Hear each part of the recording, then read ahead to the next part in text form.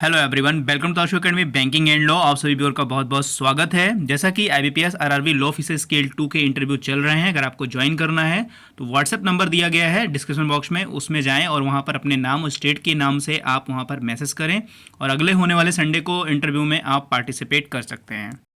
ये video RRB के बारे में है। जो भी प्रश्न आपके इंटरव्यू में आरआरबी से पूछे जाएंगे, हम वहां पर सिर्फ यही डिस्कस करेंगे। टोटल डिटेल आरआरबी के बारे में नहीं जानेंगे। तो चलिए शुरू करते हैं। वीडियो को लाइक कर दीजिएगा, शेयर कर दीजिएगा और चैनल को सब्सक्राइब जरूर करिएगा। ये इंटरव्यू क्लास का 4th वीडियो है और यहाँ पर हम जो बात करेंगे अबाउट आरआरबी के बारे में हम लोग बात करेंगे। यहाँ पर पूरी डिटेल नहीं बात करेंगे क्योंकि हमारा ये इंटरव्यू का वीडियो है और जो आपके पोस्ट से, जो आपका पोस्ट है लॉ ऑफिसर स्केल 2 का, इससे रिलेटेड जो भी आरआरबी में आपसे क्वेश्चन किए जा सकते हैं, हम सिर्फ उन्हीं के बारे में बात करेंगे। और मे भी पॉसिबल ये क्वेश्चन आपसे पूछा भी जा सकता है और नहीं भी पूछा जा सकता, क्योंकि आपके एक्सपीरियंस से जुड़ा ये प्रश्न जो है कि आपसे सारी चीज़ें एक्सपीरियंस ही पूछी जाएंगी। मे भी पॉसिबल उसमें जो बैंकिंग के हों वो 1-2 बार आपसे ये चीज़ें पूछ सकते हैं। तो ऐसा नहीं कि आपको प्रिपेयर नहीं करना है, आपको प्रिपेयर बिल्कुल करना है। आपके पास पूरी एक नॉलेज होनी चाहिए। जिस भी ऑर्गेनाइजेशन के लिए आप जा रहे हैं, यानी आरआरबी के लिए जा रहे हैं, तो आरआरबी की नॉलेज आपके पास होनी चाहिए। मैंने कल वाले वीडियो में आपसे एक क्वेश्चन पूछा था कि ये आरआरबी जो है क्या शेड्यूल कॉमर्शियल बैंक है, ठीक है, और इसको रेगुलेट कौन करता है? आरबीआई करती है, नाबार्ड करती है, ठीक है। अगर नाबार्ड करती है तो आरबीआई का क्या वर्क होता है आरआरबी में, और अगर आरबीआई करती है तो नाबार्ड का क्या वर्क होता है आरआरबी में। तो ये मैंने आपके कल वाले वीडियो में प्रश्न पूछा था। तो आज में हम लोग सारी बातें यही डिस्कस करेंगे कि इस आरआरबी जो है क्या है और कैसे रिलेटेड है आरबीआई और नाबार्ड से। यहाँ पर जो प्रश्न आपसे इंटरव्यू में पूछा जा सकता है वो ये पूछा जा सकता है कि आरआरबी को रेगुलेट कौन करता है। और ये क्वेश्चन इंटरव्यू में काफ़ी पूछे गए हैं उन बच्चों से जो आरआरबी पीओ, जिसको स्केल 1 भी कहते हैं, उनमें 99% बच्चों से ये क्वेश्चन पूछा जाता है, क्योंकि वो जस्ट ग्रेजुएशन के बाद वो बैंकिंग के लिए आ जाते हैं, तो उनसे ये पूछा जाता है। और चूंकि आप भी एज अ लॉ ऑफिसर जा रहे हैं आरआरबी के लिए इंटरव्यू देने, तो आपके लिए भी जानना बहुत ज़रूरी है कि रेगुलेट कौन करता है। तो चलिए एक बात सिंपल सी करते हैं कि अगर हम बात करते हैं कि बैंक, जो इंडिया में जो बैंक हैं, उन बैंकों का रेगुलेशन कौन करेगा, तो आपका आंसर होगा आरबीआई करेगा, ठीक है। जो और भी हमारे नेशनलाइज बैंक हैं उनका रेगुलेशन कौन करेगा, उनको रेगुलेट कौन करेगा? आरबीआई करेगा। ये कहाँ बात कही गई है? तो बहुत सिंपल सी बात है। जो आपका बैंकिंग रेगुलेशन एक्ट है, आप लोगों ने पढ़ा है 1949 का जो बैंकिंग रेगुलेशन एक्ट है, उसमें साफ साफ ये बताया गया है, कहा भी गया है कि इंडिया में जितने भी बैंक होंगे उनको रेगुलेट कौन करेगा? एक ही संस्था करेगी, एक ही इंस्टीट्यूशन करेगा, जिसका नाम होगा रिजर्व बैंक ऑफ इंडिया। तो रिजर्व बैंक ऑफ इंडिया सारे बैंकों को रेगुलेट करेगा, ये बताया गया है बैंकिंग रेगुलेशन एक्ट 1949 में। एक चीज बहुत सिंपल सी आपकी क्लियर हो गई होगी कि आरआरबी जो हमारा रीजनल रूरल बैंक है, इनको रेगुलेट कौन करेगा? तो उनका आंसर होगा आरबीआई करेगा, ठीक है। फिर आपका दूसरा प्रश्न ये बनेगा, फिर नाबार्ड क्या करता है आरआरबी के लिए? नाबार्ड क्या करता है? नाबार्ड आरआरबी को सुपरवाइज करता है, उनका सुपरविजन करता है, ठीक है। जस्ट लाइक जैसे दो तरह का सुपरवाइज करता है, एक करता है ऑन साइट, एक करता है ऑफ साइट। जैसा कि ऑफ साइट में क्या होता है कि नाबार्ड के जो ऑफिसर होते हैं वो किसी भी आरआरबी ब्रांच में जाकर वहाँ पे जांच कर सकते हैं, इंस्पेक्शन कर सकते हैं, उनके रिकॉर्ड को देख सकते हैं, और जिस चीज़ के लिए वो गए हैं वहाँ पर उनका निरीक्षण करने के लिए, इंस्पेक्शन करने के लिए, वो सारे काम ऑफ साइट जाके नाबार्ड के जो ऑफिसर होते हैं वो कर सकते हैं। ऑन साइट क्या होता है? ऑन साइट जो भी किसी भी आरआरबी ब्रांच से जुड़ी जो भी डिफिकल्टीज है या जो भी डिफिशियंसी है, जो भी कमियां हैं या कुछ बातें हैं जिनको चेक करना है या इंस्पेक्शन करना है, तो वो डॉक्यूमेंट जो है नाबार्ड ऑफिस में मंगा लेते हैं, या इनका एक पोर्टल है, 2 पोर्टल हैं, उन पोर्टल पे अपलोड करा के वो सब कुछ चीज़ें चेक कर लेते हैं, और चेक करने के बाद जो भी वहाँ पर उनका डिसीजन होता है, जो भी उनकी चीज़ें होती है, वहाँ पर वो अपलोड कर देते हैं। तो नाबार्ड का जो बेसिकली वर्क है आरआरबी के लिए, वो उनको सुपरवाइज करवाना है, ठीक है। ऑफ साइट ऑन साइट उनका मतलब इंस्पेक्शन वगैरह करना है। और आरबीआई का क्या करना है? आरबीआई जो है उनको रेगुलेट करेगी आरआरबी बैंक को। अच्छा, दूसरा जो मैंने क्वेश्चन आपसे पूछा था, क्या आरआरबी जो है शेड्यूल कॉमर्शियल बैंक है? तो यस, आरआरबी एक शेड्यूल कॉमर्शियल बैंक है। आप मुझे यहाँ पर यह प्रश्न बताएंगे कि अगर कोई इंडिया में शेड्यूल कॉमर्शियल बैंक है तो वो उनकी जो लिस्ट होती है, नेम की लिस्ट, ये कहाँ पर मेंशन होती है, जिससे हम समझ सकें कि ये शेड्यूल कॉमर्शियल बैंक हैं और इनके नाम यहाँ पर जो है ड्रॉ किए गए हैं, लिखे गए हैं। यहाँ पर उन दोनों प्रश्नों का आंसर आपको मिल गया है कि क्या आरआरबी एक शेड्यूल कॉमर्शियल बैंक है। तो जी हाँ, आरआरबी एक शेड्यूल कॉमर्शियल बैंक है। ठीक है, यस, शेड्यूल कॉमर्शियल बैंक है। आरआरबी को रेगुलेट कौन करता है? आरबीआई करती है। और सुपरवाइज कौन करता है? नाबार्ड करती है। अब हम बात करेंगे आरआरबी के बारे में। टोटल कितनी आरआरबीज हैं, ठीक है, कितने स्टेट में हैं, कितनी यूटीज में हैं, कितने स्पॉन्सर बैंक हैं जो आरआरबी को स्पॉन्सर करते हैं, कितने जो है नेशनलाइज बैंक हैं जो किसी आरआरबी को स्पॉन्सर नहीं करते हैं। इनके बारे में हम थोड़ी और बात करेंगे। तो जो सबसे पहला प्रश्न आपसे पूछा जा सकता है कि आरआरबी जो है किस ईयर में इंट्रोड्यूस हुआ था, तो ये आप बता सकते हैं 1975 में आरआरबी को इंट्रोड्यूस किया गया था। एज अ बैंक इंट्रोड्यूस किया गया था। टोटल यहाँ पर 5 बैंकों को एक साथ बनाया गया था। ठीक है, यहाँ पर भी आपसे एक क्वेश्चन किया जा सकता है कि ये बताइए कि बैंक तो पहले आ गई थी 1975 में और एक्ट बाद में आया 1976 में। इसका क्या रीज़न है? ठीक है, इसके लिए भी प्रिपेयर रहिएगा, क्योंकि जब 1975 में आरआरबी को इंट्रोड्यूस किया गया था तो एक ऑर्डिनेंस लाया गया था 5 बैंकों को, ठीक है, इस्टेब्लिश किया गया था, 5 जगहों पे किया गया था और उनमें से 2 यूपी में किए गए थे, ठीक है, और बाकी 3 अदर स्टेट में किए गए थे। तो टोटल 5 बैंकों का जो है एस्टेब्लिशमेंट हुआ था इस ऑर्डिनेंस के थ्रू। एक ऑर्डिनेंस लाया गया था 1975 में और वहाँ 5 बैंकों को बनाया गया था। फिर उनकी इंस्पेक्शन वगैरह की गई, जांच वगैरह की गई, क्या सारे सब कुछ सही चल रहे हैं। उसके बाद इनके ऑर्डिनेंस, आपको पता है जब कोई एक्ट लाया जाता है उसके लिए कोई ऑर्डिनेंस लाया जाता है, फिर वो ऑर्डिनेंस जो है पार्लियामेंट से पास होकर फिर वो एक्ट बन गया था पूरा 1976 में। तो यहाँ पर ये आंसर आप कर सकते हैं कि बैंक पहले इसलिए आया था क्योंकि पहले ऑर्डिनेंस लाया गया था और ऑर्डिनेंस के बाद फिर इसको पार्लियामेंट से, ठीक है, पास कराया गया था, जिसमें प्रेसिडेंट की सिग्नेचर के बाद फिर ये एक्ट बन गया था 1976 में। तो आरआरबी कब आया था? 1975 में आया था। उसमें 5 बैंकों को लेकर ऑर्डिनेंस लाया गया था, उसके बाद एक्ट बना था 1976 में।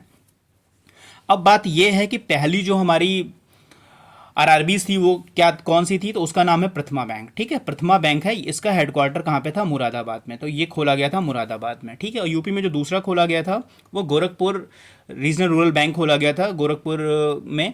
ठीक है, तो दूसरा ये बैंक था Gorakhpur regional rural bank, Gorakhpur क्षेत्रीय ग्रामीण बैंक के नाम से यहाँ पर दूसरा बैंक खोला गया था। यहाँ पर जो पहला बैंक था वो प्रथमा बैंक था। बस इससे ज़्यादा आपसे नहीं पूछा जाएगा क्योंकि ये सारी चीज़ें जो है पीओ के इंटरव्यू के लिए काफ़ी इंपॉर्टेंट है, आपके इंटरव्यू के लिए नहीं, बस इतना। अच्छा, ये जानना जरूरी कि अभी कितनी आरआरबी हैं प्रेजेंट टाइम में। तो टोटल जो है 43 आरआरबी इस समय प्रेजेंट है इंडिया में। और लेटेस्ट अनाउंसमेंट अगर आपने फाइनेंस मिनिस्टर का सुना होगा तो उन्होंने कहा था और भी कम किए जाएंगे। ठीक है, ये प्रीवियस थे 54 समथिंग थे, उससे पहले 75 थे, उससे पहले 110 था। तो ये रेशियो धीरे धीरे कम किया जा रहा है और अभी ये बात हुई कि 43 से और भी कम किए जाएंगे। तो टोटल हमारी जो बैंकें हो गई आरआरबी की इन इंडिया, ठीक है, वो हो गई 43।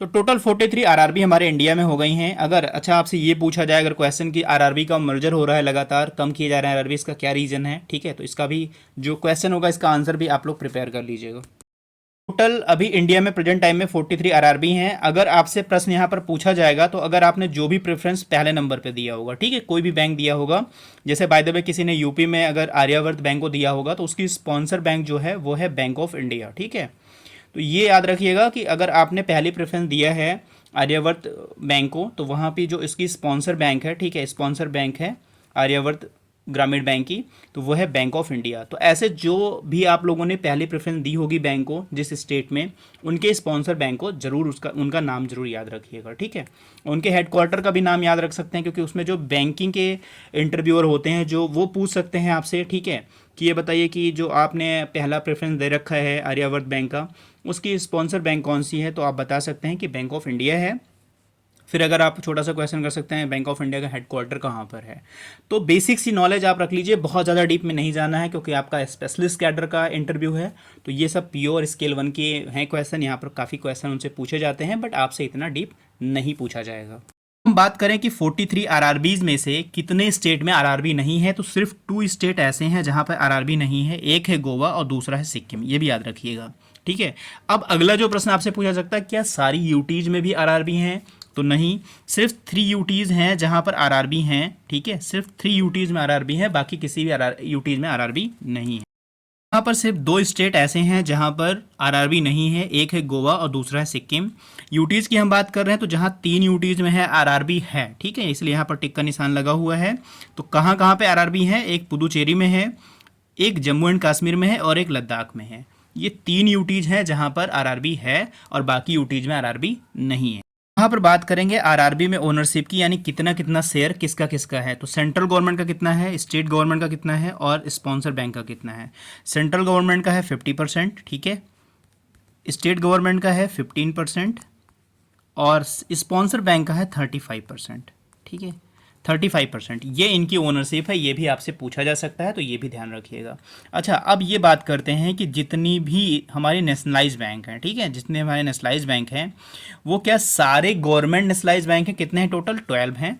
तो ये क्या सारे जो बैंक हैं वो सारे 12 के 12 बैंक आरआरबी को स्पॉन्सर करते हैं? तो नहीं, सिर्फ एक बैंक है जो किसी भी आरआरबी को स्पॉन्सर नहीं करता है, उस बैंक का नाम है पंजाब एंड सिंध बैंक। ये भी याद रखिएगा, पंजाब एंड सिंध बैंक किसी भी आरआरबी को स्पॉन्सर नहीं करता है। बाकी जो 11 बैंक बच रहे हैं ये सारे बैंक जो है किसी ना किसी आरआरबी को स्पॉन्सर करते हैं। एक प्रश्न मेरा और है यहाँ पर कि इन जितने भी नेशनलाइज बैंक हैं इनमें से कौन सा बैंक है जो सबसे ज़्यादा आरआरबी को स्पॉन्सर करता है? तो वो है स्टेट बैंक ऑफ इंडिया, ठीक है, ये भी याद रखिएगा। स्टेट बैंक ऑफ इंडिया जो है सबसे ज़्यादा आरआरबी को स्पॉन्सर करता है, ठीक है, सबसे ज़्यादा आरआरबी को स्पॉन्सर करता है। बाकी और कोई एक बैंक, कोई 2 बैंक ऐसे स्पॉन्सर करते हैं, टोटल मिलाकर ये। यहाँ पर एक प्रश्न और अराइज होता है कि जितने भी आरआरबीज हैं और उनको जो भी स्पॉन्सर कर रहे हैं, ठीक है, जो भी उनके स्पॉन्सर बैंक हैं वो क्या सारे स्पॉन्सर बैंक गवर्नमेंट हैं क्या? ठीक है, ये प्रश्न है, क्या सारे स्पॉन्सर बैंक गवर्नमेंट है? तो यहाँ पर आपका आंसर होगा नो, बिकॉज एक ऐसा आरआरबी है, ठीक है, एक ऐसा आरआरबी है जिसको एक प्राइवेट बैंक स्पॉन्सर करता है, ठीक है, उस आरआरबी का नाम है जम्मू एंड कश्मीर आरआरबी, ठीक है, जम्मू एंड कश्मीर क्षेत्रीय ग्रामीण बैंक इसका नाम है और इसको स्पॉन्सर करता है एक प्राइवेट बैंक जिसका नाम है Jammu and Kashmir bank. Jammu and Kashmir bank इसका नाम है और ये एक प्राइवेट बैंक है और ये स्पॉन्सर करता है आरआरबी को। जम्मू एंड कश्मीर क्षेत्रीय ग्रामीण बैंक को स्पॉन्सर करता है। सिर्फ एक ही ऐसा प्राइवेट बैंक है जो सिर्फ एक आरआरबी को स्पॉन्सर करता है।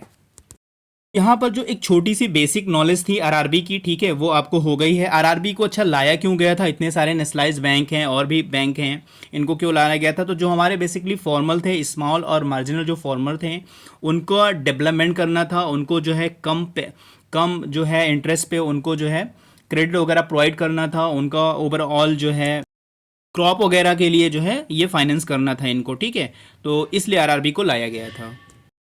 तो ये था आरआरबी के बारे में कुछ डिटेल जो आपके इंटरव्यू में पूछे जा सकते हैं, ठीक है। बाकी और भी आरआरबी के बारे में हैं जो आपके इंटरव्यू में नहीं पूछा जा सकता है, ठीक है, बट कुछ हाइपोथेटिकल टाइप के क्वेश्चन पूछे जा सकते हैं कि आप आरआरबी में आ रहे हैं, ठीक है, क्यों आ रहे हैं, आप नेशनलाइज्ड बैंक में क्यों नहीं जाना चाह रहे हैं, ठीक है, आपको आरआरबी क्यों पसंद है, आरआरबी का ग्रोथ कैसा है, आरआरबी के लिए गवर्नमेंट ने क्या क्या कर रखा है, क्या क्या कर रही है, मर्जर क्यों कर रही है, मर्जर करना सही है, बैंक तो कम होते जा रहे हैं, इससे किसानों पर कोई इफ़ेक्ट तो नहीं आएगा, उनको जो फाइनेंस करती हैं, जितने ज़्यादा बैंक किसी स्टेट में होंगी उतने ज़्यादा किसानों तक पहुंच होगी।